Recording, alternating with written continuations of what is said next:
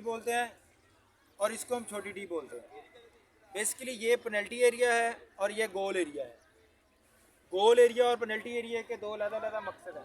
गोल area इसलिए mark किया जाता है कि जब भी बॉल आउट होगा तो कीपर जब बॉल लेके आएगा तो उसके लिए एक हद रख दी IFAB ने कि वो हद ये है कि जब भी बॉल आउट हुआ कीपर उठा के लेके आया या जो भी बंदा लेके आया उसने इस एरिया के अंदर अंदर बॉल रखना है। गोल एरिया के अंदर अंदर बॉल रखना है। गोल एरिया का एक ही मकसद है ये कि जब गोल किक लगेगी तो गोल एरिया के अंदर अंदर बॉल रखा जाएगा। और अब बड़ी डी की तरफ आ जाएं, जो प्लेयर बड़ी डी बोलते हैं हम उसको पेनल्टी एरिया बोलते हैं। पेनल्टी एरिया का मकसद ये है, इसको आप डेंजर जोन कह लें, जैसे हॉकी से अगर आप इसको मिलाएं, डेंजर एरिया है हॉकी की टर्मिनोलॉजी, लेकिन ये पेनल्टी एरिया इसलिए है कि जो फाउल ग्राउंड के किसी हिस्से में हो जिस पे फ्री किक दी जाती है, डायरेक्ट फ्री किक, वही फाउल इसमें होगा तो पेनल्टी मिलेगी। अगर हैंड हो गया, किसी किस्म का उसने कोई फाउल कर दिया, ट्रिपिंग है, पुशिंग है, पुलिंग है, कोई भी, तो उस पर पेनल्टी एरिया में वो फाउल हुआ तो वो पेनल्टी है। अब हम लोग इस पर बड़ा होते हैं कि यार ये छोटा सा फाउल इसने किया है तो इसने इस पर पेनल्टी दे दी। भाई जब कानून कहता है कि बॉल गोल को क्रॉस कर जाए कानून के मुताबिक तो वो गोल है, तो फिर ये भी पेनल्टी है। वो कहते हैं यार ये बंदे का मुंह तो इधर को था, ये तो बॉल इधर को लेके जा रहा था, तो ये इसने गिरा दिया तो ये पेनल्टी दे दी। भाई जो फाउल ग्राउंड में है डायरेक्ट फ्री किक वाला, वो इधर आएगा तो वो फाउल पेनल्टी ही होगी। जब विसल होगी तो वो पेनल्टी होगी, मास वाए कुछ गोलकीपर के फाउल्स की। ये जो पेनल्टी आर्क है इसका बहुत कम लोगों को पता होता है, ये मैं क्लियर कर दूं।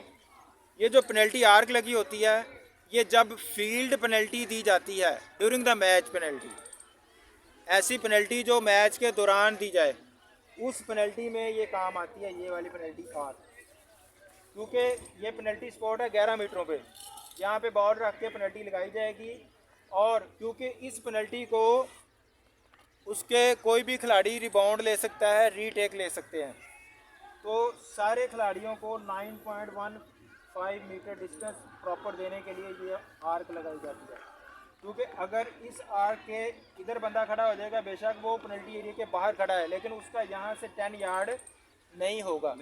हम 9.15 मीटर डिस्टेंस होता है, लेकिन हम सारे जो प्लेयर्स हैं इसको 10 यार्ड बोलते हैं और अंडरस्टैंड करते हैं, लेकिन 9.15 मीटर, क्योंकि इंटरनेशनली जो डायमेंशन है वो मीटरों में होती है, तो इसको 10 यार्ड आप लोगों की टर्म में 10 यार्ड होता है। अगर ये 11 मीटरों पे है तो ये 10 यार्ड इसका पूरा करे तो ये यहाँ ऐसे आर्क लगे 10 यार्ड पूरा करने के लिए, इसको पेनल्टी आर्क बोलते हैं। और इसका सिर्फ यही एक मकसद है कि ड्यूरिंग द मैच के दौरान अगर कोई पेनल्टी दी जाए तो जो खिलाड़ी हैं दोनों टीम के वो यहाँ पे खड़े हैं। सिर्फ पेनल्टी आर्क का ये मतलब है। क्योंकि ये पेनल्टी एरिया की ही पेनल्टी आर्क है, बट अगर कोई फाउल इसमें कंसीव होता है तो वो पेनल्टी नहीं होती। नहीं, ये मैंने कहा सिर्फ एक ही मकसद है इसका, इसके अलावा इसको हम इग्नोर रखते हैं। इसके अलावा सिर्फ यही हमारा पेनल्टी एरिया है, ये पेनल्टी एरिया का हिस्सा नहीं है, ये बाहर है। ये सिर्फ एक मकसद है कि पेनल्टी जब लगनी है तो बंदे 9.15 मीटर 10 यार्ड करने के लिए यहाँ सिर्फ लगाई जाती है।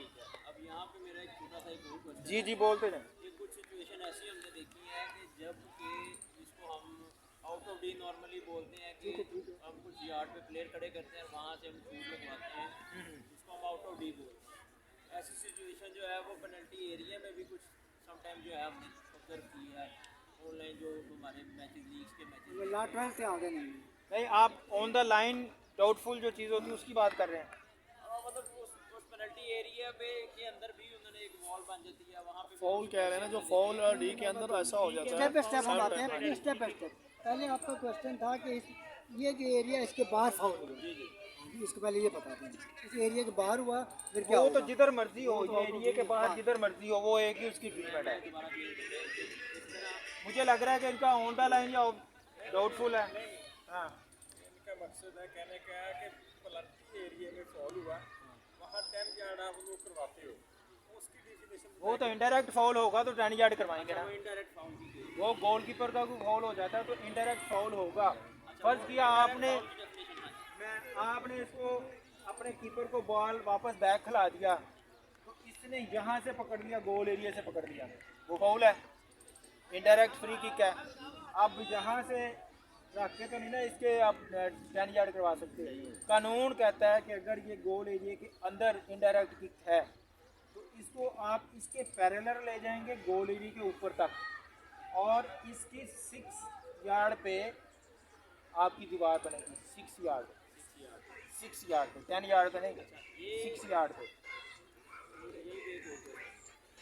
एक इनडायरेक्ट फ्री किक आपने बताया कि अगर बैक पास होता है और कई किस्म की है। अगर आप थ्रो इन दे दें, बता दें अगर गोलकीपर ने एक दफ़ा बॉल पकड़ा है और सबको कहा निकलो निकलो निकलो और उसने बॉल ऐसे फेंका है तो एक बंदा आ गया डर के, उसने दोबारा फिर उठा लिया, ये भी इनडायरेक्ट है।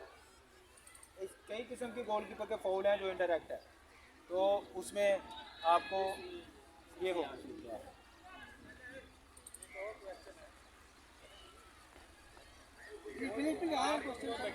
हाँ हाँ वहाँ से आके कीपर पकड़ लेता है तो क्या वो हैंडबॉल हो गया या कीपर के हैंडबॉल का एरिया है?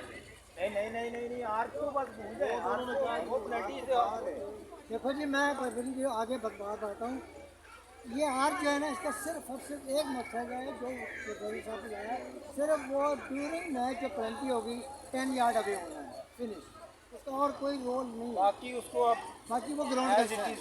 ठीक है, कोई क्वेश्चन? वो एज इट इज